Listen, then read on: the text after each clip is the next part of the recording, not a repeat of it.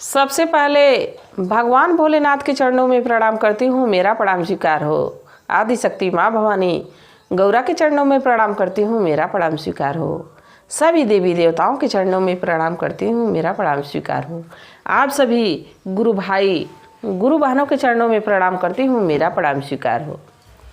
गुरु भाई गुरु बहनों, आप लोगों के सपोर्ट और आशीर्वाद से महादेव की कथा और लोगों तक पहुँचती है। आप और हम सेम काम कर रहे हैं, एक ही काम कर रहे हैं, महादेव की चर्चा को और लोगों तक पहुंचा रहे हैं। देखिए, आप लोग लाइक शेयर कर देते तभी तो कथा और लोगों तक पहुंचती है। तो जब तक आप लोगों का सपोर्ट नहीं मिलेगा तब तक ये कथा और लोगों तक कैसे पहुंचेगी। तो लाइक शेयर ज़रूर कर दीजिएगा। अगर जो आप लोग चैनल पे नए हैं तो सब्सक्राइब कर लीजिए, ताकि जो भी वीडियो पड़े, जो भी कथा पड़े, वो आप लोगों तक आसानी से पहुंच जाए। कमेंट में महादेव का नाम जरूर लिखा करिए। महादेव का नाम लिखने से, बोलने से सारे कष्ट दूर हो जाते हैं, सारी समस्या दूर हो जाती है। तो महादेव का नाम जरूर लिखा करिए। आज मैं जो कथा सुना रही हूँ बड़ी दुख भरी है।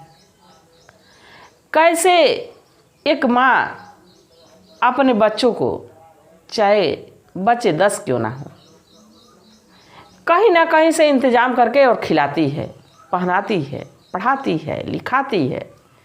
उसको कोई कष्ट ना हो, कोई दुख ना हो, कोई परेशानी ना हो, सबका ध्यान देती है। उस पर मुसीबत आने से पहले माँ के हृदय को लग जाता है कि हमारे बच्चे पे कुछ विपत्ति आने वाली है। ऐसा होता है माँ का दिल। बाकी 10 बच्चे एक माँ को पाल नहीं सकते हैं। अगर जो 4 दिन माता का ध्यान रखना पड़ जाए अच्छे से, तो बच्चे परेशान हो जाते हैं, ऊब जाते हैं कि माँ कितना सेवा करवा रही है, हम लोग के पास समय नहीं है, हम लोग क्या इसी के लिए बने हैं। ऐसे ऐसे भाव आने लगते हैं गुरु भाई गुरु बहनों, ऐसे ऐसे विचार आने लगते हैं। तो आज की कथा एक बूढ़ी माँ की है। कथा को अंत तक देखिएगा। कथा बड़ी ही सुंदर है, बड़ी ही रोचक है। आधी अधूरी देखेंगे तो कोई ज्ञान प्राप्त नहीं होगा। कथा को पूरा सुनना चाहिए। और जब महादेव की चर्चा है, भगवान की चर्चा है, तो चर्चा को तो पूरा सुनना चाहिए। देखिए, एक गांव में एक बूढ़ी मैया थी। बूढ़ी मैया के 4 बेटे और 4 बहुएं थीं। बूढ़ी मैया महादेव की शिष्या थी, शिव चर्चा में जाया करती थी। तो जब तक तो थोड़े हाथ पैर में जान थे, तब तक तो घर का कार्य करती, कुछ दूध दही बेच के अपने पास कुछ रुपए पैसे रखती, उससे अपना खर्च बर्च चलाती, अपनी दवा का इंतजाम करती, अपने महादेव के लिए भोग प्रसाद का इंतजाम करती। बाकी कब तक ये शरीर ऐसा है गुरु भाई गुरु बहनों कि समय के साथ धीरे धीरे धीरे धीरे समाप्ति के राह पे आ जाता है। मिट्टी का बना हुआ शरीर फिर मिट्टी में मिल जाता है। अब बूढ़ी मैया की अवस्था ऐसी हो गई कि अब वो कुछ नहीं कर पाती थी। 4 बेटे विदेश चले गए कमाने के लिए। वहां से पैसे रुपए अपने पत्नियों के पास भेज दिए।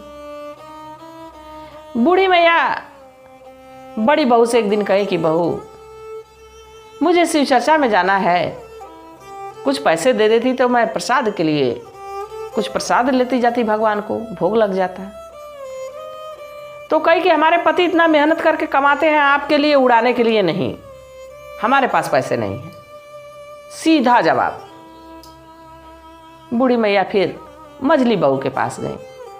बहू देखो, तुम्हारे पास अगर जो कुछ पैसे हो तो 10-20 रुपए हमको दे दो। बहू कही कि माँ जी, पहले मांग ली रहती, पैसा तो था, बाकी बैंक में चला गया। अब सजली बहू के पास गई।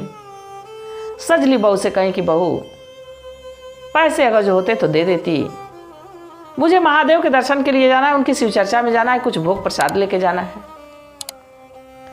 सजली बहू भी कही कि माँ जी, पैसा तो आपके पुत्र ने भेजा था, पर पैसा मैं अपने मायके भिजवा दी हूँ, वहाँ जरूरत थी। अब बची छोटी बहू। छोटी बहू के पास गई, कहीं कि बहू कुछ 10-20 रुपये हमको दे देती, महादेव को प्रसाद चढ़ाना चाह रही हूँ, प्रसाद लेके जाना चाह रही हूँ। छोटी बहू कही कि मेरे पास पैसे तो हैं, पर मुझे कुछ बाजार करना है, कुछ मार्केट करना है, अपने साजो श्रृंगार का सामान लेना है। मेरे पास एक्स्ट्रा पैसे नहीं, अधिक पैसे नहीं है कि मैं आपको दे दूं। आप क्यों नहीं जा रही हैं? भगवान को कुछ भी भांग धतूरा चढ़ा दीजिए। अब बूढ़ी मैया के दिमाग में आया कि बात तो सही कह रही है, चलो इसको पैसा नहीं लेती हूँ। बूढ़ी मैया घर से बाहर निकली तो उनके दरवाजे के कुछ ही दूर पे एक बैर का पेड़ था। बैर बहुत फरी हुई थी। बूढ़ी मैया को लगा कि क्यों ना बैर महादेव को ले चलती हूँ, प्रसाद में चढ़ा दूंगी। डंडे से मार मार के, अपना जो डंडा लेके चलती थी उसी डंडे से मार मार के और थोड़ा सा बैर, सोचिए गुरु भाई गुरु बहनों, उसी बैर का सेवन सबरी भगवान राम को कराई थी, और वो भी कैसी जूठी। और जूठी गुरु भाई गुरु बहनों इसलिए नहीं, भाव से। उनका भाव था, सबरी का भाव था कि हम भगवान को खट्टी बेर नहीं खिलाएंगे। हमारे प्रभु को कैसे मुझे पता चलेगा कि ये बैर मीठी है या खट्टी है? इसी चक्कर में, इसी भाव में सबरी बैर को चख चख के और दोने में रखी। जो बैर खट्टी रहती उसको फेंकती गई, जो बैर मीठी रहती उसको रखती गई कि भगवान हमारे आएंगे तो भोग लगाएंगे। ऐसा भाव था सबरी का। सबरी का भाव भगवान के लिए जूठी बैर खिलाई। अब बूढ़ी मैया डंडे से मार मार के बेर को गिराई। इसके बाद एक पत्ते में बड़ा सा पत्ता तोड़ी और उसी पत्ते में रखी और लेके चर्चा में चली गई। चर्चा में गई तो कुछ गुरु बहना थी, वहाँ चर्चा शुरू हो गया था। उनको दी कि भगवान को भोग लगा दीजिए। भगवान को वहाँ उस बेर का भोग लगवाई। जब शिव चर्चा समाप्त हुआ, लगी बेर बटने, तो बेर खत्म होने का नाम नहीं ले रही थी। इतनी सी बेर, और कितने गुरु भाई गुरु बहन सबको मिला, सबको बेर की प्रसाद मिली। अब बूढ़ी मैया घर आई। अब जब बेर का सीजन खत्म हो गया तब बूढ़ी मैया के समझ में नहीं आ रहा था कि अब मैं महादेव के लिए क्या ले जाऊं। तो जाती और बेलपत्र तोड़ के लेके चली जाती। कभी धतूरे का पौधे से फल और वो पत्ता तोड़ के लेके चली जाती। मतलब महादेव का नित्य जब भी जाती चर्चा में तो ये काम जरूर करती, क्योंकि उनके पास पैसा रुपया तो था नहीं। तो कुछ गुरु बहना कहती थी कि जब आती है तो यही सब लेके आ जाती है। इसके तो 4-4 बेटे विदेश रहते हैं। और बुढ़िया का देखो कि जब आती है तो फूल पत्ता लेके आती है, कभी खाने लायक कोई चीज नहीं लेके आती है। तो जब भगवान की भक्त की अगर जो कोई बुराई करता है तो भगवान तो सुनते रहते हैं, उसी चर्चा में बैठे रहते हैं। ऐसा नहीं है कि चर्चा होता है तो भगवान आते नहीं हैं, जरूर आते हैं। अब वो जैसे गुरु बहना कहें कि हमेशा पत्ता लेके चली आती है, कभी कोई खाने लायक प्रसाद नहीं लेके आती है। कुछ देर के बाद गुरु भाई गुरु बहनों सब चर्चा में लीन हो गया, सब चर्चा में लीन हो गया। तो देखे लो कि वहाँ खूब पके फल रखे हुए हैं, जैसे लाके कोई चढ़ा दिया हो। प्रसाद बटी उस दिन की प्रसाद इतनी अच्छी थी कि पूछना नहीं था। गुरु बहना भी बड़ा प्रसन्न। घर गई, जब घर गई तो देखी कि उनके बेटे कमा के वापिस आ गए। तो सोची कि अपनी बहुओं की शिकायत करूं कि हमारी बहुएं हमको किस तरह सताती हैं। तुम लोग इतना रुपया पैसा बेचते हो, बाकी उसमें से एक रत्ती हमको मिलता नहीं है। फिर सोची कि अगर जो कह दूंगी तो बेटा बहुओं में विवाद हो जाएगा, छोड़ो जाने दो, नहीं कहती हूँ। पुत्र माँ की हालचाल पूछे, माँ बोली बहुत अच्छा है, बहुत बढ़िया कट रहा है, महादेव की कृपा है। जब ये बात कही महादेव की कृपा है तो उनकी बहुएं कही कि हाँ, इनके महादेव आते हैं इनको भोजन कराने, इनके महादेव आते हैं इनकी सेवा करने, महादेव की कृपा है। ऐसे कह के बड़ी बहू घर में चली गई। मजली सजली सारी उठ के चली गई। जब घर में चली गई तो बेटे भी उठे, बेटे भी घर में चले गए। बूढ़ी माँ की आंखों से धार बहने लगी कि हे महादेव, आखिर क्या हमसे गलती हो गई कि ऐसी बहुएं हमको मिली और ऐसे बेटे मिले कि जो हमारी तकलीफ को ना सुने हैं, अपनी पत्नियों की बात को सुन के और फिर हमसे कुछ नहीं पूछे और चले गए। बहुएं घर में गई तो बड़ी बहू कही कि ऐसा है, देखिए हम चारों लोग, आप लोग चारों भाई मिलके, हम चारों बहुएं मिलके सारी बात किया जाए कि घर में चल क्या रहा है। माँ जी घर का सारा धन बर्बाद करने पे तुली हुई है, शिव चर्चा में इतना चढ़ावा करते हैं कि सारा रुपया आप लोग का आ रहा है और सब कहाँ चला जा रहा है पता नहीं चल रहा है। जब ये बात बेटे सुने तो बेटे कहे कि तब तो इसकी उपाय करनी पड़ेगी। बहुएं कही कि बिल्कुल, क्यों ना माँ जी को बहाने से लेके चला जाए गंगा स्नान के लिए और उसी नदी में बीच में ले जाके छोड़ दिया जाएगा, माँ जी उसी में डूब के और खत्म हो जाएंगी।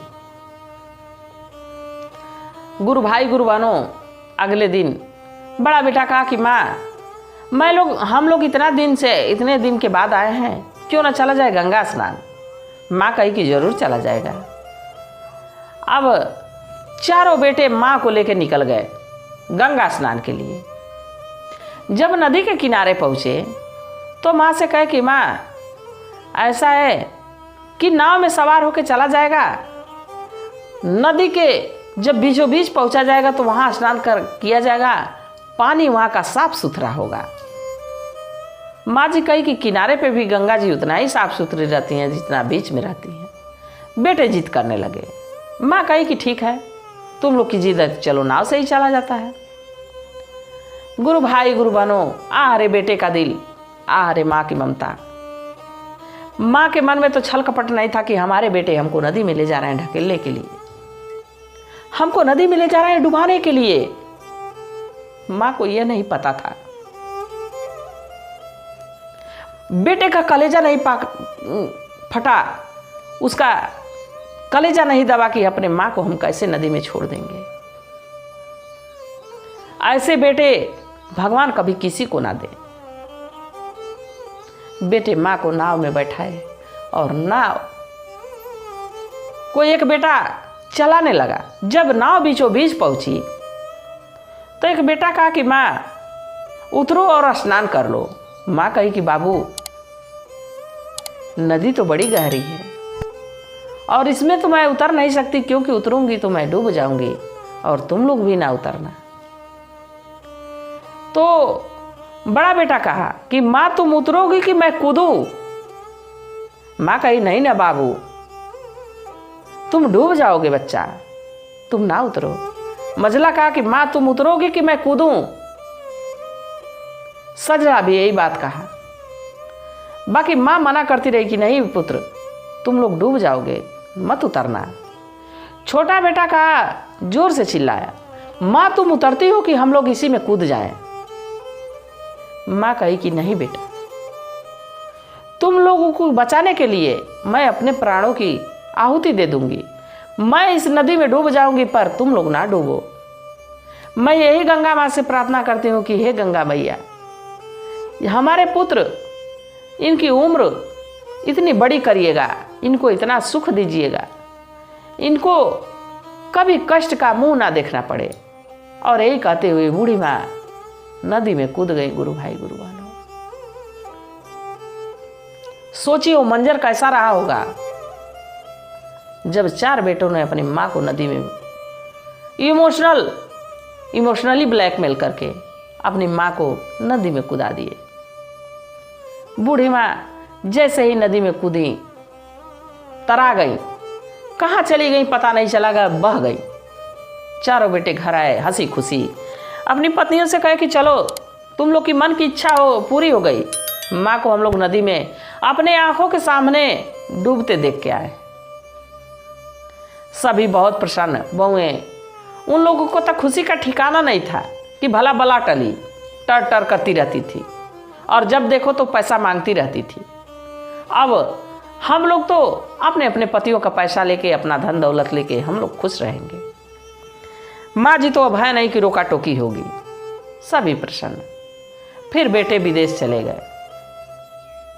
और इधर देखिए गुरु भाई गुरु बहनों, कैसा चमत्कार होता है। जो महादेव का शिष्य रहे, क्या उस पर मुसीबत आ सकती है?